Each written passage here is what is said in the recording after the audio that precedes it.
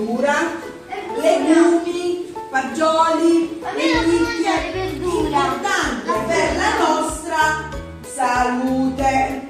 Perché la signora Silvia passa e bussa per la merenda qui alla Nuovi Orizzonti? Per evitare di mangiare patatine, pizza, merendine, roba che non fa bene. Quindi paninello, consiglio alle 10, panino, il prosciutto con la provola, con l'olio, senza mangiare schifezze. Cos'è altro importante? Fare una buona colazione.